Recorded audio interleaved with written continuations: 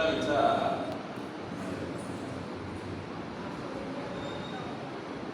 அனைவருக்கும் வணக்கம். உண்மையை தேடாதே, உண்மையாக மாறு சொல்லும் போஸ்டர்களுடைய வாசகத்தோடு இந்த வசந்த வாசல் நிகழ்ச்சியை வழங்கியிருக்கின்ற இடத்திலிருந்து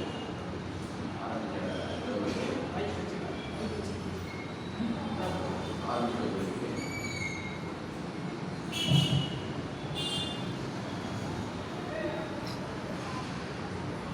வசந்த வாசல் என்ற இந்த அமைப்பு எனக்கு காஞ்சிபுரம் வந்த பிறகு அறிமுகம். அதற்கு முன்னமே சர்வம் அறக்கட்டளை மூலமாக செய்யாறில் இருக்கும்போது அறிவியாளர்கள் என்ற ஒரு நிகழ்ச்சி ஒரு நாள் நான் ஏதோ ஒரு தெருவில் நடந்தது, அங்கே கேள்விப்பட்டு போயிருந்தேன். வாரம் வாரம் இப்படி ஒரு கூட்டணி நடக்குது அப்படின்னு சொன்னாங்க. உண்மையாக நீங்கள் ரொம்ப மகிழ்ச்சியாக இருந்தேன். நான் அறிமுகம் சொல்லும்போது தான் சொன்னாங்க, நான் ஆசிரியர் என்று சொல்லிக்கொள்ள விரும்பாத ஒரு மனம் கொண்டவர் தான். சொல்லும்போது கூட எனக்கு கொஞ்சம் குற்ற உணர்வோடும் வருத்தத்தோடும் தான் அதை நான் உள்வாங்குகிறேன் எல்லா இடங்களிலுமே. ஆனால் என்னுடைய அப்பா ஒரு ஆசிரியர் என்று நான் சொல்லிக்கொள்ள விரும்புகிறேன். அது ஒரு உளவியல் சார்ந்தது. அவ்வளோ வருத்தத்தையும் வழியையும் நான் வாழ்க்கையில் அப்பா ஆசிரியராக இருந்ததால் உள்வாங்கியதால் அதை சொல்ல விரும்புகிறேன். ஆனால் நான் ஆசிரியராகி அப்படி ஒரு வழியும் வருத்தமும் எனக்கும் என்னை சார்ந்த மாணவர்களுக்கும் என்னால் கடத்த முடியல. அப்படியான ஒரு சமூக அமைப்பில் இருக்கிறதால நான் சொல்வதற்கு கொஞ்சம் தயக்கப்படுகிறேன். ஆனால் அதான் நடக்குது, தொடர்ச்சியாக அதான் நடக்கும். வெள்ளையாக இருக்கிறவனே வெள்ளையாக இருக்கிறவன் தான் சொல்லுவாங்க, குள்ளமாக இருக்கிறவனே உள்ள பையன் தான் சொல்லுவாங்க இல்லையா? அப்படி ஆசிரியர், அதுவும் கல்லூரி அப்படின்னு ஆனதுக்கப்புறம் பேராசிரியர் என்ற பேர் வேலை சொல்லிட்டு ஏன் நான் இந்த இடத்துல அந்த அறிமுகத்தோடு இதை இணைக்கிறேன் அப்படின்னா, நான் நிறைய நிகழ்வுகள்லாம் பண்ணுவோம். கவிதை வாசிப்பு, நாடகம் அப்படிலாம் பண்ணுவோம். அது ரொம்ப சிரமமானதாக இருக்கும். யாரும் அதுக்குள்ள புரிதலோடு வந்தாங்கன்னு தெரியாது. ஆனால் அறிவியாளர்கள் அப்படின்ற இந்த பேரோடு நான் பார்க்கும்போது பார்த்தா நிறைவான கூட்டம் இருந்தது. எல்லோரும் கவனிச்சாங்க, தேநீர் கொடுத்தாங்க, சுண்டல் கொடுத்தாங்க. அதை தாண்டி பன்னீர்செல்வம் தொடர்னா அங்கிருந்த ஒரு பேராசிரியர் ஞாபகம் இல்லை, என் வீட்டுக்கு எதிரில் ஆசிரியர் தினத்தன்னைக்கு நீங்கள் பேசணும் அப்படின்னு சொல்லி கொடுப்பேன். எப்படியான இணைப்பு பாருங்க. ஆசிரியர்னே சொல்லிக்கொள்ள தயங்குகிற ஒரு மனநிலை கொண்ட எனக்கு அப்போ நான் ஒரு தனியார் கல்லூரியில் ரொம்ப வருத்தமான மனநிலையோடு தான் அந்த பணியை செஞ்சுட்டு இருக்கேன். அப்போ வந்து எனக்கு கூப்பிட்டாங்க. ரொம்ப ஆச்சரியமாகவே இருக்குது. எது வேணாம் நம்ம ஒதுக்கி போவோம், அதுவே நம்ம அடையணும்னு சொல்கிறோம்ல. இப்போ பாசிட்டிவாக சொல்லுவாங்கல்ல, விரும்பியதே உங்களுக்கு கிடைக்கும், விரும்பாதது கூட உள்ளூர ஒரு விருப்பத்துக்கு இருக்குதுன்றதை நான் இன்னைக்கு கொண்டு வந்தேன். அப்போ நான் ரொம்ப தயாரானேன். ஒரு ஆசிரியராக போயிட்டு அங்கே பேசுவதற்கு நான் என்னை தயார்படுத்திக்கிட்டு அங்கே போயிட்டு பேசினேன். அங்கே ஒரு ஆங்கில பேராசிரியர், இப்போ ஒரு பேச்சாளராக இருக்கிற ஒரு பேர் தெரியல, நிறைய மததியாக இருக்குது. அவர் அங்கே வந்திருந்தார். ரொம்ப சிறந்த பேச்சாளர். அவர் ரொம்ப நல்லா இருந்தது, ஐயா நீங்கள் பேசியது அப்படின்னா. நீங்கள்லாம் வருவீங்கன்னு தெரிஞ்சுதான் உங்களை பேச வச்சுருப்பாங்க அப்படின்னு சொன்னேன். அன்று முதல் நான் கவனிக்கிற விஷயம் தான் இந்த அறிவியாளர்கள், வசந்த வாசல் அப்படியான நிகழ்ச்சிகள் தொடர்ச்சியாக நடத்திட்டு இருக்காங்க. அதில் இந்த மாதிரியான நிகழ்ச்சிகள் ரொம்ப மகிழ்ச்சியான விஷயம் என்னன்னா, நான் ஒன்றும் பெருசாக தயார் பண்ண வேண்டியதெல்லாம் இல்லை. இப்போ இங்கே ஒரு 6-7 பேர் பேசின பிறகு அவ்வளவு கதவுகள் திறந்துச்சு. எதை வேணாலும் பேசிக்கிட்டே இருக்கலாம். இந்த தலைப்பு கூட பாருங்க, அனுபவமே சிறந்தது. அனுபவம் என்பதே ஒரு தலைப்பு, அதுக்கு ஆசான்கள் கொடுத்துருக்காங்க. அந்த வரிசை ரொம்ப ரொம்ப பொருத்தமாக இருக்குது. உலகெல்லாம் பார்த்தா கூட குடும்பம், சமூகம், தொழில், ஆன்மீகம், சேவை, இப்படி தானே பயணப்பட முடியும். இது கீழிருந்து பயணப்படவே முடியாது மனிதரால். அப்போ நான் மீண்டும் மீண்டும் சொல்லுவேன், தோழர் சொன்னார் மார்க்சியம், அப்புறம் நிறைய பேசினாங்க கொள்கை சார்ந்து ஓட்டு அரசியல் அப்படிலாம் பேசினாங்க. எதுவுமே இல்லை. ரொம்ப முக்கியமாக இந்த தமிழ் சமூகம் உருவாக்கியது எதுன்னு பார்த்தோம்னா அந்த குடும்பம் என்கிற அமைப்பு தான். சங்க காலம் தான் இங்கே இலக்கியத்தில் ரொம்ப அடிப்படையாக சொல்லக்கூடியதாக இருக்குது. சங்க காலத்தில் தான் நம்ம எந்த விஷயத்தையும் ரொம்ப உண்மையாக சொன்ன விஷயமா பார்க்குறோம். அப்படி அந்த சங்க இலக்கியங்கள் நமக்கு சொல்லுவது என்னன்னு பார்த்தா காதல், வீரம் 2 வகையாக சொல்லுவாங்க. வீரத்தில் கூட ஒரு காதல் தான். காதல் தான் முதலாவதாக இருக்கு. அதுதான் இன்னைக்கு அன்பு, தேவை, சேவை அப்படின்ற மாதிரிலாம் பெயர் மாற்றம் பெற்றிருக்குதான் நினைக்கிறேன். அந்த குடும்ப அமைப்புக்காக தான் அவ்வளவு போராட்டம் நடந்தது. அதுவே சமூகத்தினுடைய மிக முக்கியமான கட்டமைப்பு. மரபை சிதைக்கிற வேலையை கூட இன்றைய அரசியல் செய்து கொண்டிருக்கிறது என்பதுதான் ரொம்ப வலியான ஒரு விஷயம்.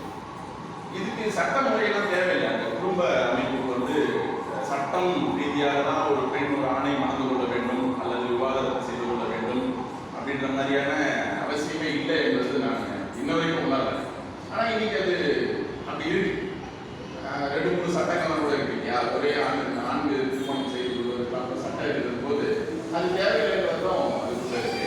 அப்படி ஒரு குடும்ப அமைப்பு தான் குடும்பமாக இந்த நில சார்ந்த பிரிவுகளாக இருந்து அந்த நிலப்பிரிவுகள் ஒன்றாக ஒரு குழுவாக மாறி இனக்குழு சமூகமாக உருமாறி சமூகம் என்கின்ற ஒரு அமைப்பு. இந்த சமூக அமைப்பு வந்த பிறகு குடும்பமாக இருந்த அந்த கூட்டம் சமூகத்துக்குள்ள வரல, குடும்பமாகவே இருக்கு. அப்ப சிக்கல் ஏற்படும். அப்படி ஒரு சமூகம், அந்த சிக்கல் எங்க ஏற்படுதுன்னா தொழில் முறையில ஏற்படும். தொழில் முறையின் அடிப்படையில் வேறுபாடு ஏற்படுகிறது, சாதி என்கின்ற மாதிரியான பிரிவினைகள் ஏற்படுகிறது. ஆனாலும் பாருங்க, அந்த தொழில் தெரிந்த ஒருவர் இருக்கார்ல, அதுவே அவருக்கு மிகப்பெரிய அனுபவம். அது ரொம்ப ஸ்பெஷல், தனித்துவம் வாய்ந்தது தான் ஒவ்வொருத்தருமான தொழில். இப்படி மீண்டும் மீண்டும் ஆசிரியர் சொல்லும் போதெல்லாம் அப்படி ஒன்றும் ஆசிரியர் என்பது நம்ம எல்லாரும் ஆசிரியர் தான். எல்லா ஆசிரியருக்கும் ஒரு ஆசிரியர் இருப்பார்ல, அதாவது தொழில்முறை சார்ந்த அந்த தனித்துவம், அந்த தொழில் வருகிறது. தொழிலுக்கு பிறகு வருகிற ரொம்ப பரந்துபட்ட 2 விஷயமா தான் நம்ம சிந்தனை சார்ந்த செயல்பாடுகள், நீங்க சொன்ன கொள்கைகள், அதிலிருந்து தான் ஆன்மீகம், அதிலிருந்து தான் சேவை. கொள்கைகளும் சேவையை அடிப்படையாக கொண்டதுதான், ஆன்மீகமும் சேவையை அடிப்படையாக கொண்டதுதான். உடல் சார்ந்தது, மனம் சார்ந்தது என்கின்ற வகையில் அதை நம்ம கொண்டு போகும். இந்த அமைப்பு, இந்த வரிசை இருக்குல்ல, இதை தான் நான் பார்த்தேன். இதை யார் எழுதுனாங்க, ரொம்ப வரிசையா ஒண்ணு கூட மாறல. ஒண்ணு மாறி இருந்தா கூட சொல்லலாம், ரொம்ப சரியா இந்த அமைப்பு இருக்கு. இதுல இருந்து தான் நம்ம அனுபவத்தை, எந்த ஒரு விஷயத்தையுமே நம்ம 2ஆ பிரிச்சுக்கலாம். இப்போ அனுபவம் அப்படிங்கிற தோழர் சொன்னாங்க, பாஸ்ட் இறந்த காலம், நிகழ்காலம், கடந்த காலம். நமக்கு 2 காலம் தெரியாது, நிகழ்காலம் மட்டும்தான் தெரியும், பிரசன்ட் தான் தெரியும். அதான் ஜென் ரொம்ப எனக்கு பிடிக்கும். நொடியில் வாழ்கின்ற ஜென் எச்சரிக்கிறது அப்படின்னு சொல்லுவோம். எச்சரிக்கை தான் செய்யுது. அது கூட நம்ம இந்த நேரத்தில் தான் நம்ம அனுபவத்தை முழுமையாக அடைய முடியுது. அறிவு என்பதைதான் நம்ம அனுபவம்னு நான் உணர்ந்தேன். அனுபவம் அப்படின்ற ஒரு விஷயத்தை கூட அறிவு என்று பார்க்கிறேன். பொதுவாக ஒரு விஷயம் என்னவா இருக்கு அப்படின்னு பார்த்தோம்னா, அனுபவம்னா ஒரு வயசு சார்ந்ததா இருக்கும் அப்படின்னு ஒரு கருத்து இருக்கு. குறிப்பிட்ட வயதுக்கு பிறகுதான் நான் புத்தகம் போடுவேன், குறிப்பிட்ட வயதுக்கு பிறகுதான் நான் வந்து இந்த மாதிரியான அமைப்புகளை என்ன இணைச்சிக்குவேன், பேசுவேன், எழுதுவேன் அப்படின்னு இன்னும் நிறைய பேர் இருக்காங்க. ஆனால் நான் என்ன நினைக்கிறேன் அப்படின்னா, இந்த குழந்தையுடைய அனுபவம் கூட அனுபவம் தான், 3 வயதில் கூட அனுபவம் தான், 30 வயதும் அனுபவம் தான். அனுபவம் ரொம்ப தனித்துவம் வாய்ந்தது. அனுபவத்தை, எனக்கான அனுபவத்தை வேற யாரோட அனுபவத்தோடையும் நான் வந்து பிணைச்சு கட்டி போட்டுக்க அவசியம் இல்லை. அது ரொம்ப தனித்துவமானது. ஒவ்வொரு அனுபவத்தையும் நம்ம அப்படியே உணரலாம் அப்படின்னு பார்க்குறது. அனுபவம் என்பது ஒரு பெரிய டாபிக் தான். அதை எப்படி கொண்டு போய் எங்க பேசுறது அப்படின்னு தெரியல. தொடக்கத்திலேயே நான் வந்து மௌனாஞ்சலி செலுத்தணும் ஈரோடு தமிழ் அவருடைய மறைவுக்கு அப்படின்னு நினைச்சேன். ஆனால் தமிழ் தாய் வாழ்க்கையோட அமைதி, உலக அமைதிக்கான அந்த மௌனாஞ்சலி இருந்தது. அதோடவே ஈரோடு தமிழனுடைய மௌனாஞ்சலியும். இப்படி வாழ்ந்து மறைந்த மனிதர்களுடைய வாழ்வியல் தான் நமக்கு கிடைக்கிற அறிவாகவே இருக்கு. நம்ம அறிவு என்கிற விஷயத்தையும் அனுபவம் என்ற விஷயத்தையும் எப்படி எடுத்துக்கிறோம், எங்கிருந்து எடுக்கிறோம் பார்த்தீங்கன்னா 2 இடம் தான். நமக்கு எடுக்கிற இடமே 2 தான். ஒன்று வந்து நாம எடுப்பது, அல்லது நமக்கு முன்னாடி இருந்தவர்கள் சொல்லிட்டு போனது, விட்டுட்டு போனது வந்து எடுக்கிறது. அதை தாண்டி எதுவும் இல்லை. அறிவையும் நம்ம அப்படிதான் எடுக்கணும். பல வரலாறுகள் நம்ம படிக்கிறோம், அந்த வரலாறுகளை படித்து தெரிந்து கொள்கிறோம். இப்போ இருக்கிறத நாம அனுபவிக்கிறோம். அப்ப நமக்கு முன்னாடி இந்த முன்னோர்கள், மூதாதையர்கள் அனுபவித்ததை அன்று யாராவது அதை பதிவு செய்து வைத்திருந்தால், பாடி வைத்திருந்தால், அதை தான் நம்ம இலக்கியங்களா பார்த்து அதை தான் இன்னைக்கு அறிவாக எடுத்துக்கிறோம். அது மீது தான் நம்முடைய கல்வி, அது மீது தான் நம்முடைய வாழ்வியல், அது மீது தான் அரசியல். பொருளாதாரமும் இங்கே அறிவு என்று தான் அம்பேத்கர்லாம் பேசுகிறேன். பொருளாதாரம் என்பது வந்து ஏதோ சேர்த்து வச்சுக்கிற ஒரு சொத்து மாதிரி அவர் பேசவே இல்லை. அது ஒரு மதிப்புன்னு பேசுறாரு, மதிப்பீடு பேசணும். ஆய்வுன்னு சொன்னார். ஆய்வுன்ற வார்த்தையோட தான் எனக்கு உடன்பாடு இல்லை. நிறைய கோவப்பட வேண்டிய தேவை இருக்குது. கௌதம் பழகின் பாரதி சொன்ன மாதிரி மதிப்பீடு செய்ய வேண்டிய தேவை இருக்கு அப்படின்றத நம்ம அனுபவத்தோட பார்ப்போம். ஒரு அனுபவத்தை அனுபவமாகவே எடுத்துக்காம அந்த அனுபவம் அவருக்கு எப்படி கிடைத்திருக்கும், எந்த இடத்துல கிடைச்சிருக்கும், அது கிடைப்பதற்கான அவசியமோ அல்லது தேவையோ என்னவா இருந்திருக்கும் அப்படின்ற மாதிரி நம்ம ஒரு அனுபவத்தை பின்னாடி படிச்சு பார்க்க ஆரம்பிச்சோம்னா அதுவே ஒருத்தருடைய வரலாறா பிபியோகிராஃபி சொல்லக்கூடிய அவர்களுடைய முழு பதிவாக நமக்கு கிடைக்கும். இப்படிதான் நம்முடைய வரலாறுகள் எல்லாமே நம்ம பார்க்கணும். அது எல்லாமே இன்னைக்கு அழிந்து போனதா இருக்கு. இப்போ கூட நான் ஒரு கேள்வி கேட்டுட்டே இருப்பேன், கீழடியில் வந்து இதெல்லாம் கிடைக்குது யார் இதையெல்லாம் மறைச்சது அப்படிங்கிற கேள்வி. நம்ம ஒரு பொருளை கண்டுபிடிக்கிறோம் அப்படின்னா அந்த பொருள் ஏற்கனவே மறைக்கப்பட்டது அல்லது மறைந்து இருக்கிறது நாம கண்டு காணாமல் விட்டுருக்கிறோம் அப்படின்ற ஒரு விஷயம் இருக்கு. இன்னைக்கு நம்ம இடம் இருக்கிற இயற்கை உணவு, இயற்கை சார்ந்த வழிபாட்டு முறை, இயற்கை சார்ந்ததான சார்புன்ற ஒரு விஷயம் இல்லாமலே இல்லையே. சார்பு என்பதுதான் யாருக்குமே இங்க தனியா இடமே இல்லை. நீங்க சங்க இலக்கியம் பார்த்தோம்னா அந்த ஒரு சின்ன விஷயத்தை நான் இந்த அனுபவத்துக்கானதான் ஒரு 10 நிமிஷம் சொல்லலாம்னு நினைக்கிறேன். அதோட இங்க பேசிய நபர்களுடைய சில குறிப்புகளோட நம்ம இந்த நிகழ்ச்சி முடிச்சிடலாம். 5 நிலங்களா பிரிக்கிறாங்கன்னு சொல்லுவாங்க. குறிஞ்சி, முல்லை, மருதம், நெய்தல், பாலைவனை அப்படின்னா நம்ம பாடலாம். அது மலை சார்ந்து, வயல் சார்ந்து, கடல் சார்ந்து தான். இப்போ நாம வாழ்கிற இந்த காஞ்சி எடுத்துக்கிட்டா கூட மலையாவே இருக்காது, கடலாவே இருக்காது, மணலாவே இருக்காது.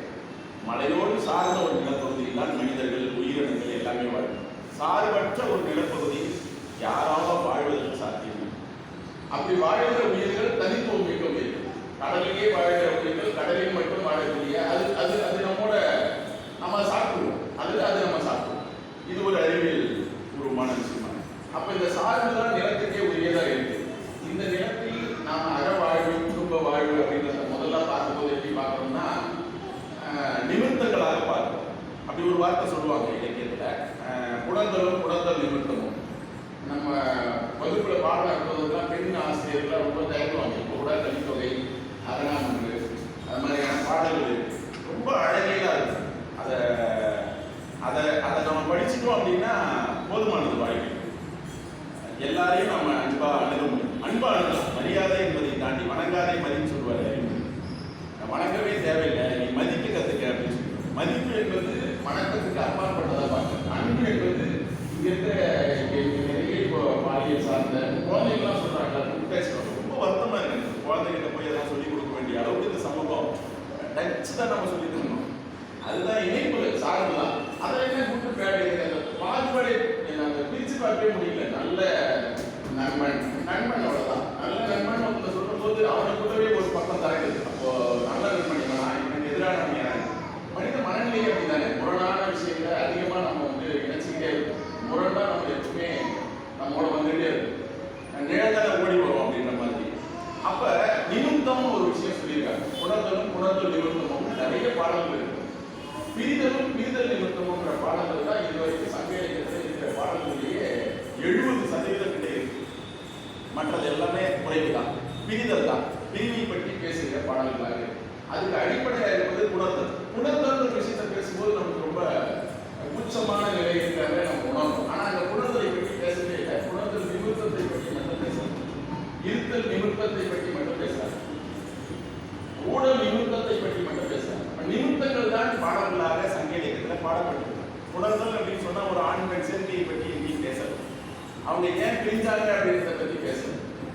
ஏன் ஊழல் கொண்டாங்க அப்படின்றத பற்றி பேசல. அந்த நிமித்தங்கள் மட்டும் பேசப்படும். எதனால் ஊழல் கொண்டாங்க அதை நம்ம தெரிஞ்சுக்கிட்டோம்னா அதுக்கு நம்ம ஆசைப்படுவோம். அப்படி ஒரு ஊழல் எனக்கும் என் மனைவிக்கும் அல்லது என் காதலிக்கும் ஏற்பட வேண்டும் என்று எனக்கு ஒரு ஆசை ஏற்படுகிறது. அந்த ஆசைக்காக நான் வாழ்க்கை, கனவு, ஆசை, இதுதான் மனிதனுக்கான வாழ்க்கைக்கான அடிப்படை தேவையாகவும் நம்ம ஆசைப்படு அதுவே அழிவுக்கு காரணம் சொல்லுவாங்க. ஆசைப்படுதல் அப்படின்றது நமக்கு அந்த இலக்கியத்துக்குள்ள நிமித்தம் அப்படின்றது கிடைக்குது. ஒரு ஆண் பெண் அப்படி வாழ்ந்திருக்காங்க. கண்டிப்பா ஒரு ஆண் இறந்து போவான் அல்லது ஒரு பெண் இறந்து போவான். 2 பேரும் ஒன்னா இறந்து போறது என்பதுதான் அந்த கமலஹாசன் படத்துல காட்டுற மாதிரி காட்சிகளை தான் நடக்கும். அதுவுமே சக்சஸ் இல்லை. அந்த படத்துலையுமே பார்த்தா அவர் இருப்பாரு, ஆனா போயிடுச்சுவார். அப்போ 2மே நமக்கு பிறப்போ இறப்போ நம்மிடம் இல்லாத ஒன்று தான். நம்ம அதுக்காக மெனக்கடுறோம். ரொம்ப நாள் வாழணும் அப்படின்னு ரொம்ப மெனக்கடுறோம். பிறக்கும் போது ஆசை, நான் கூட ரொம்ப ஆசைப்பட்டது வந்து எனக்கு ஒரு பெண் குழந்தை பிறந்தா பேர்லாம் முன்னாடியே கற்பனை பண்ணி வச்சுக்கிட்டு இப்படிலாம் மெனக்கடுவாங்க. பிறப்பு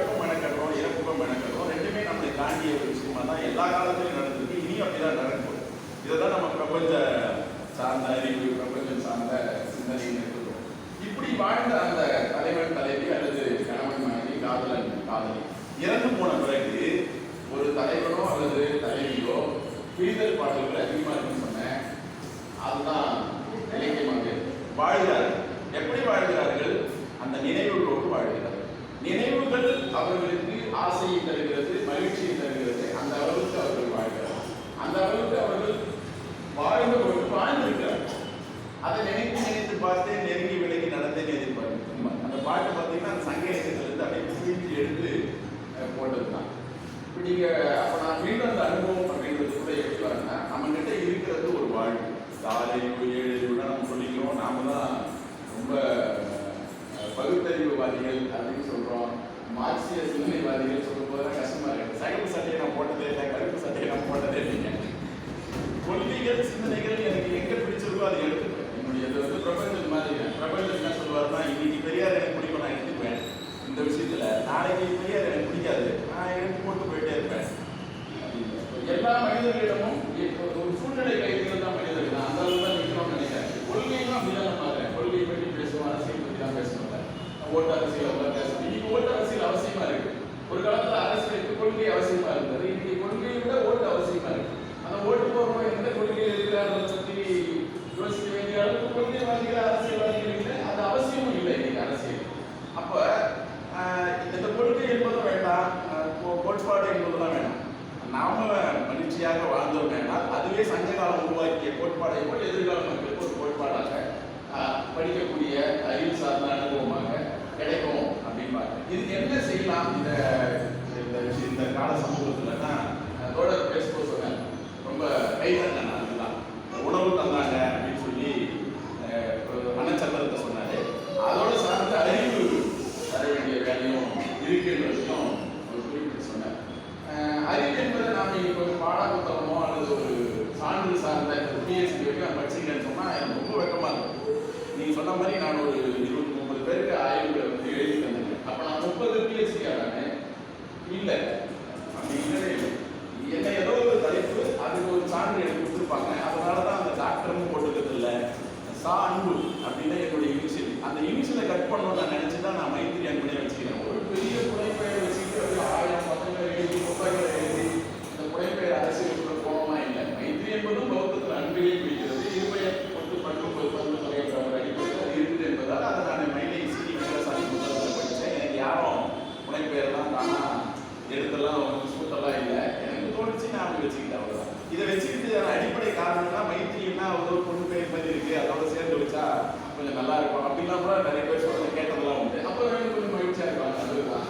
ஆனா உண்மை என்னன்னு பார்த்தா அதுவும் அன்பு என்கின்ற அது ஆண்பாளா பெண்பாளா அப்படின்ற வார்த்தை தேடி போகும்போது அது எந்த பாவனையுமே அடையல. அன்பு பெண்களுக்கும் அன்பு பெயர் நிறைய பேர் வச்சிருக்காங்க.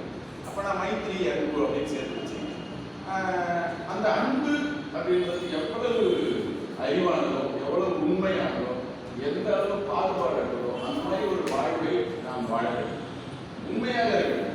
எந்த கொள்கைவாதிகளும் எந்த கொள்கை சார்ந்த நிறைய எழுத்தாளர்கள் நான் சொல்லுவேன், நிறைய பேர் சொல்லுவேன், அதுக்குள்ள நிற்கிறது இல்லை. அதுக்குள்ள எங்கேயோ கொஞ்சம் காம்ப்ரமைஸ் ஆகி கொஞ்சம் வெளியில் வருவாங்க. அப்புறம் மொத்தமாகவே வெளியில் போயிடுறாங்க. நான் பார்த்துட்டே இருக்கேன். என்னால் அது முடியல. அதனால நிறைய நான் கவலைப்பட்டிருக்கிறேன், வேதனைப்பட்டிருக்கிறேன், நிறைய இழந்திருக்கிறேன் கூட சொல்லலாம். ஆனால் நம்மை போல இந்த இடத்துல கூட நிறைய அந்த பிடிப்போடு இருக்கிற ஆட்கள் இருக்காங்க. தொடர்பாக அப்படி இருக்காங்க. பல விஷயங்கள் எனக்கு தெரிஞ்சு, அவருக்கு தெரிஞ்சு 100 கூட இருக்கலாம், எனக்கு தெரிஞ்சு 1 2. அதுபோல் ஒவ்வொரு இடத்துலையும் நான் பேசுகிறேன், பழகுகிறேன். ஒரு மனிதரை பார்த்து அவரோட நமது கடையோட சொல்லுவார், எப்போ பேசினாலும் ஒருத்தர்கிட்ட 1/2 மணி நேரம் பேசுகிறப்போ உங்களால் எப்படி முடியும்? நிச்சயமா நான் மனம் இருந்து சொல்றேன். நான் ஒருத்தரோட 1/2 மணி நேரம் பேசுறேன்னா ஏதோ ஒரு இடத்துல அவர் உண்மையா இருக்கிறாருன்னு எனக்கு தெரியும். உண்மையா நான் இல்லாத ஒரு நபர் என்னோட சந்திச்சு ஒரு தேநீர் சாப்பிடலாம்னா அவர் எப்படி கழிக்க கொடுக்கணுமோ, அல்லது இன்னொரு கூட அவர் என்ன தேநீர் சாப்பிடவே கூப்பிட முடியாத அளவுக்கு ஒரு வார்த்தையை சொல்லிட்டு அவரை நான் புறந்தளிக்கிறேன். தண்டனைக்கு உள்ளாவுகள், புறக்கணிப்புக்கு உள்ளாகாதீர்கள் அப்படின்னு மாணவிகள் நான் சொல்லுவேன் அடிக்கடி. நாம் செய்கிற தவறு இந்த சம்பவம் சார்ந்து நிறைய செஞ்சுக்கிட்டே இருக்கும். அப்போ நம்ம தண்டனைக்கு உள்ளாகணும். நாம் தச்சுருவோம், நான் அதை செஞ்சேன் அப்படின்னு சொல்லி தொடக்கத்தில் அவருடைய அனுபவம் சொன்னார்ல, அது போல. அப்போ நம்ம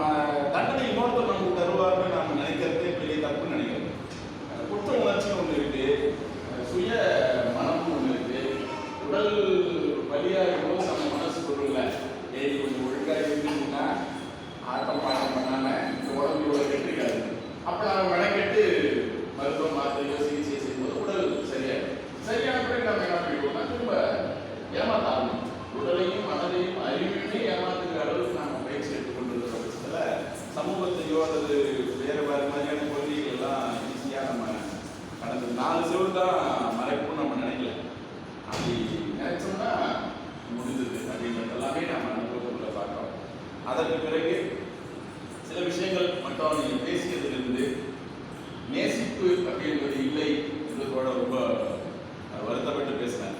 ஆமாம், நேசிப்பு என்பது இன்னைக்கு குறைவாக இருக்கு. நீங்கள் பேசின ஒட்டுமொத்தமே தான். ஆனால் நேசிப்பு என்று அந்த சொல்லோ அதுக்கான தேவையோ இன்னும் இருக்கு. எங்க யார் அது பணத்து மீது நேசிப்பாயிடுச்சு, பதவி மீது ஆயிடுச்சு, சொத்துக்கள் மீது ஆயிடுச்சு. நான் ஏன் ஆசிரியர் சொல்ல வேணாம் சொல்றேன், இந்த சபையில சொல்றாங்க யாரும் ஆசிரியர் இல்லை, கல்லடிலாம் அடிப்பாங்க. நீங்க வேற என்னை வந்து பயங்கர புகழ்லாம் அடிச்சு புகழ்ந்து கட்டணும் தான் இங்கே பயங்கரமா இருக்கு. நான் ஆசிரியர் மத்தியில் பேசி ரொம்ப வசதியானதாகி பாதுகாப்பான வெளியேறி வந்ததெல்லாம் உண்டு. ஏன்னா ஒரு 2 பேர் உட்கார்ந்தாங்க பேசினாலே அவங்க பேசுவது வந்து ஒன்றும் குரலியா இருக்குது. நான் சொல்லக்கூடிய தகுதி இருக்கிறதால நான் சொல்றேன். குறை சொல்லணும்னு இல்லை, அது இருக்கக்கூடாது. ஏன்னா இங்க எல்லாமே ஒரு நல்ல சிந்தனை நோக்கி பேசுறது தான். இதுவுமே அதை நோக்கிய கருத்து தான். குரலி பேசுறாங்க, ரொம்ப நேரம் பேசுறாங்க. அடுத்தது ஏதோ ஒரு நிலத்தை வாங்குவதாக விற்பதாக பேசுறாங்க. அவன் ஏன் விற்க வந்தாங்க பற்றி அவங்க ஒரு துளி கூட யோசிச்சதில்லை. இல்லை நமக்கு இது தேவையா, இப்போ எனக்கு சட்டையே இல்லை, இந்த சட்டை வேணும்னா நான் வாங்கிக்கலாம். எனக்கு பயணம் பண்ணுவதற்கு ஒரு கார் வேணும், இது வேணும்னா நான் வாங்கிக்கலாம். ஆனால் 4 வாங்கணும், ஒரு நாளைக்கு ஒன்று அப்படின்ற மனநிலைக்குள்ள போகிறது எல்லாருமே அந்த மனநிலைக்குள்ள போகிறாங்க. பெரும்பாலும் அவர்கள் ஆசிரியர்களாக பேராசிரியர்களாக இருக்கிறார்கள் என்பதை நாம் இன்னைக்கு இந்த இடத்துல சொல்ல வேண்டும். வருத்தமான பதிவாக இருக்கு. அதுதான் தோழர் மாதிரியான எல்லாம் எனக்கு கூட அது ரொம்ப கோவம் தான். அதை தான் நீங்கள் பேசுகிறீங்க. அப்புறம் அற்புதமாக பேசினாங்க. இளம் பேச்சாளராக வருவதற்கான அத்தனை ஆற்றலும் இந்த மாதிரியான வசந்த வாசல் நிகழ்வுகள் நீங்கள் தொடர்ச்சியாக வந்தாலே போதும், பேச ஆரம்பித்தாலே போதும். குழந்தைகள் பற்றி பேசினாங்க. பாதை பாடம் அப்படின்னு சொன்னாங்க. குழந்தைகள் பற்றி சொல்லும்போது எனக்கு ஒரு நினைவு, அனுபவம் என்பதோடு அந்த நினைவை எடுத்துவாங்க. தாலாட்டு பாடணும்னு சொல்கிறாங்க. அது இன்னைக்கு செத்து போச்சு அப்படின்னு ஒரு பெரிய வழி இருக்குது. ஆனால் அந்த தாலாட்டு பாட்டு என்பது ரொம்ப பழசா இருக்கும். புதுசா பிறந்த குழந்தைங்க அது எவ்வளவு புதுசா இருக்கும். நம்ம கேட்டோம்னா, நான் நிறைய வீடுகளில் நிறைய கிராமங்கள்ல அதை கேட்பேன். இந்த பாட்டு பாடியிருக்காங்களா எங்கேயாவது, அது அந்த சேகரிப்புலாம் பண்ணுவோம். ஆயிருக்காங்க ரொம்ப பழைய பாட்டாவே பாடுவாங்க, எல்லாருமே பாடுவாங்க. அந்த வரலாறுலாம் போயிருக்கும். ஆனால் அந்த குழந்தை மட்டும் அதே தான் கேட்க போயிடும். அப்படிதான் ஒவ்வொரு இலக்கிய நிகழ்வுகளும். உங்களுக்கு அது ரொம்ப புதுசு. எங்களுக்கு பேசுவதை கேட்டு கேட்டு இப்போ தோழர் பேசுனா நான் பல முறை கேட்டிருப்பேன். அப்போ கொஞ்சம் எனக்கு ஒரு மாதிரி இருக்கும். ஆனால் இந்த வருகிற இளைஞர்களுக்கு அதை நான் பேசியே ஆக வேண்டும். அந்த வகையில் இளைஞர்களையும் நாம் இங்கே கொண்டு வருவோம். அதுக்கப்புறம் அனுபவம் அப்படின்ற ஒரு விஷயம். பேசும்போது பயம், உண்மை, நிஜம். அது வந்து எனக்கு ஒரு அனுபவம். கோவை பல்கலைக்கழகத்துக்கு கருத்தரங்கத்துக்காக நிறைய மேடைகளில் போயிட்டு அடிச்சு பேச போவோம். கருத்தரங்க ஆய்வு கட்டுரை வந்து தரமாக இருக்குதா அல்லது ஏதோ ஒரு கருத்தை நிறுவி இருக்குதா, அவங்கள பேச வைக்கணும் அப்படின்றது இன்ன வரைக்கும் எந்த பன்னாட்டு கருத்தரங்கத்தையும் கிடையாது. எந்த கட்டுரை சர்ச்சைக்குரியதாக இருக்குது, விமர்சனங்கள் அதிகமாக வரக்கூடியதாக இருக்கோ அதை தேர்வு செஞ்சு பேச வைப்பாங்க. அப்படி நான் சென்னையில் பல்கலைக்கழகங்கள்லாம் இந்த மாதிரி நண்பர்களோட நிறைய பேசிடுவேன். பாண்டிச்சேரி பல்கலைக்கழகம் இன்ன வரைக்குமே எனக்கு கொஞ்சம் பயம்தான். அங்கே நான் போகும்போது முதல்ல அவருடைய தேர்வு செஞ்சுட்டாங்க ஒரு கட்டுரையை. சினிமா பாடல்களையும் சினிமாவில் இருக்கிற அந்த வரிகளை எல்லாம் ரொம்ப விமர்சனம் செய்து கட்டுரைகளை எழுதி எனக்கு முன்னாடி ஒருத்தர் பேசுகிறேன், எனக்கு சீனியர். ரொம்ப கேள்விகள், பல பேர் அவரை சாமானிய கேள்விகள் கேட்கும்போது இப்படி இருந்த மைக்கு இப்படிலாம் ஆட ஆரம்பிச்சு அவரு விட்டா போதும். எப்போ 2 மணி நேரம் ஆயிடுச்சு. அடுத்து நீங்க தான் ஆகிட்டு. அப்போ நாங்கள் அந்த தேவையை முடிஞ்சோம்னா நான் அந்த இடத்த விட்டு பேக் எடுத்துக்கிட்டு பேருந்துகளை வந்துட்டு அப்புறம் சான்றுலாம் வாங்கி திரும்ப 2 மணிக்கு போயிட்டு அந்த அமர்வு முடிஞ்சிருச்சா முடிஞ்சிருச்சு கூட்டு பார்த்தாங்க எங்கே போனேன், ரொம்ப அர்ஜென்ட் நாங்கள் வெளியே போயிட்டேன் அப்படின்னு சொன்னோம். இந்த பயம் வந்து ரொம்ப எல்லாருக்குமே இருக்கிறது தான். நான் பேசும்போது சில பேர் சொல்றீங்க, நாங்களும் சொல்லி தான் ஆகணும். அது ஒரு அனுபவமான ஒரு விஷயம். அதுக்காக நான் சொல்ல வந்தேன். அப்புறம் வந்து மகிழ்ச்சியிலிருந்து நகர்ந்து நாம கடினம் கஷ்டத்தை நோக்கி தான் நம்ம போகணும்னு இந்த சமூகத்தை தள்ளுவோம். அனுபவம் அப்படி ஒரு அனுபவம் இருக்கு. ஏன்னா இந்த பள்ளியில் இந்த பையன் படிக்கலாம், எப்படி இருக்கிறான் பார்த்தா கொஞ்சம் ஜாலியாக இருக்கிற விளையாடிட்டு இருப்பான். மற்றவங்க ஹோம்ஒர்க்லாம் செய்ய மாட்டான், படிப்பு கொஞ்சம் கம்மியாக இருக்கும், ரொம்ப ஜாலியாக வாடா போடான்னு பேசுவான். அப்போ நம்ம என்ன பண்ணுவோம்னா, இவன் ஜாலியாக இருக்கிற பொழுது இந்த பள்ளிக்கூட இவனுக்கு செட் ஆகாது, இவனை கொஞ்சம் நல்லா வாழ கொஞ்சம் ஒட்டல் அந்த வார்த்தைகள் ரொம்ப வாழ வளர விடுங்க, ஆட விடுங்க, வளைய விடுங்க, அதை ஒட்டல் இருக்கணும்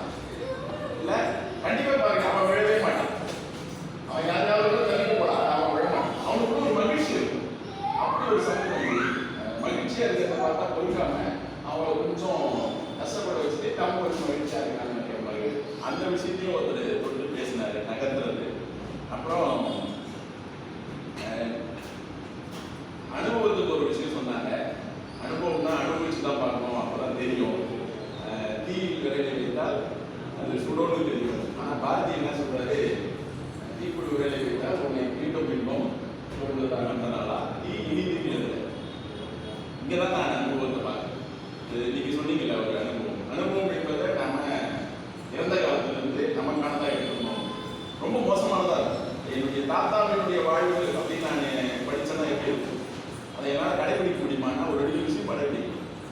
ஆனா அதை நான் எப்படி எடுத்துக்கணும் அப்படின்னா இனிமையாக எடுத்துக்கணும். இனிமையாக அந்த அனுபவத்தை நாம் எடுத்து இந்த இடத்துல மாற்றணும். அதுக்குதான் நமக்கு அறிவு இருக்கு, சூழ்நிலை இருக்கு, நிறைய அறிவியல் வளர்ச்சிலாம் இப்போ இருக்கு. நான் இப்போ ஒரு பாட்டு கேட்கறதுன்னா அது எவ்வளவு அற்புதமான ஒரு விஷயம். இன்னைக்கு செல்லுல அதுக்கான ஒரு கருவியோட அவ்வளவு தேவையான அளவு அந்த சவுண்டெல்லாம் வச்சு கேட்கலாம். ஆனா அப்படி இல்லைன்ற ஒரு சமூகம் இருக்கிறதா செய்யுது. சத்தமா அடுத்தவங்களுக்கு சொல்ல தர மாதிரி அதை மாற்றி மகிழ்ச்சி கூட நம்ம வந்துடணும். அப்போ அனுபவம் என்பதை நம்ம தீ சுடும் அப்படின்ற அளவு தான் எடுத்துக்காங்க. அது ரொம்ப மகிழ்ச்சியானது. எல்லா இடத்துலையும் அது இருந்திருக்கு. அவர் வழியோடு இருக்கிறாருன்னா அந்த வழியை விட்டுட்டா ஏன் வழியோடு இருக்கிறாருன்னா அந்த மதிப்பீடை தேடி அந்த மதிப்பீடை எடுத்துக்கிட்டு அந்த வழியிலிருந்து நாம் தப்பித்துக் கொள்வோம். இதை நாம் அனுபவமா எடுத்துக்கலாம். இதுதான் இந்த தலைப்புக்கான ஒரு கடைசியான ஒரு விஷயமா நான் பார்க்கிறேன். அனுபவமே சிறந்த ஆசான் அப்படின்னா அனுபவம் ஆசானான்னு தெரியல எனக்கு. ஆசிரியரை பற்றியோ ஆசானை பற்றியோ பேசிக்கொண்டே இருக்க வேண்டிய அவசியமே இல்லை அப்படின்றதால நாம ஒரு அனுபவம் வழியோ வேதனையோ இருந்ததோ அதை விட்டு அதை இன்றைய சூழலுக்கு மாற்றிக்கொள்வதற்கான தன்மைக்கு, மகிழ்ச்சிக்கு மாற்றிக்கொள்வதற்கான தன்மைக்கு அதை எடுத்துக்கொண்டால் அதுவே எதிர்காலத்துக்கும் நமக்கு மகிழ்ச்சியை தரக்கூடியதாக இருக்கும் அப்படின்னு நான் சொல்லி நிறைவு செய்யலாம் நினைக்கிறேன். நிறைவு செய்யும் பொழுது ஒரு குரல் கற்க கசடர கற்பவை கற்றபின் நிற்க அதற்கு தக எல்லா காலத்திலும் சொல்லப்பட வேண்டிய குரலாகவும் கேட்கப்பட வேண்டிய குரலாகவும் இது இருப்பதால் அதை நாம் தினமும் கற்க கசடர கற்பவை கற்றபின் அது கூட நம்ம நிற்க அதற்கு தக. அப்ப கற்றபின் என்ற அந்த வார்த்தையை மட்டும் எடுத்துட்டு கற்க கசடர கற்பவை நிற்க அதற்கு தக. இதை நாங்கள் பின்பற்றினாலே எல்லாமே மாறிடும் அப்படின்னு நான் 100% நம்புறேன். இந்த வாய்ப்பை ஒவ்வொரு முறையும் நான் வரும்போதும் திடீர்னு எதனா பேச சொல்லுவாங்க, ஏதோ ஒன்று பேசுவேன். இப்பவும் அதே திடீர்னு தான் வந்தேன். இன்னைக்கு மறந்து தான் திடீர்னு புறப்பட்டேன். வரும்போதே சொன்னேன், நான் எதுவும் தயார் கூட பண்ணல, அனுபவம்லாம் சொல்லியிருக்காங்க அப்படின்னு சொல்லி. இதுதான் வசந்த வாசல் நிகழ்வு. இதுதான் நம்முடைய அறிவை ஆற்றல் நிகழ்வு. நான் அப்படிதான் போவேன். திடீர்னு ஒரு நாள் போனேன், பிரபஞ்சனுடைய 100வது நிகழ்வு நடந்தது.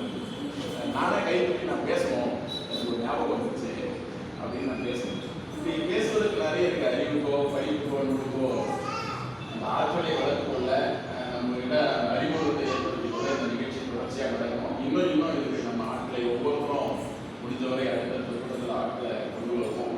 இதை பதிவு செய்வோம். எனக்கு வருத்தம் ஒன்று என்ன அப்படின்னா, நீங்க எழுத்து சார்ந்த பதிவுகளை இன்னும் கொண்டு வராமல் இருக்கீங்க. எல்லாமே அறிவை ஆற்றல் நிகழ்ச்சியும் நான் இதை தொடர்ச்சியாக சொன்னேன்.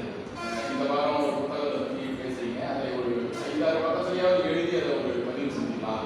இவ்வளவு புத்தகத்தை நம்ம இந்த வாரத்தில் இதை பேசியிருக்கோம் அப்படின்னு சொல்லி இதையும் நம்ம அது போல ஒரு மலரை எல்லாம் ஒரு சிறிய வேலைகள் செய்யறோம். அதுக்கான பொருளாதார பங்களிப்பையும் நான் முடிந்த வரை செய்ய பார்த்துருக்கேன். ஏன்னா எழுத்து என்பது பதிவு என்பது இல்லாமலே இருக்குது. இதுவுமே என்ன ஆகுதுன்னா காணொலியில் போகுது. நாமமே ஒரு பக்கம் என்ன செய்யறதுன்னா அந்த ஃபோட்டோ வீடியோஸ்ன்னு போயிடுறோம். நான் நிறைய ஃபோட்டோஸ் எடுத்து வச்சிருக்கேன். 8000 ஃபோட்டோக்கள் இருக்கு. ஆனால் என்ன செய்யறதுன்னு எனக்கு தெரியல. அது எவ்வளோ ஒரு நாளைக்கு அழிச்சு நினைக்கிறேன். டெலிட் ஆகிடும் இல்லைங்களா?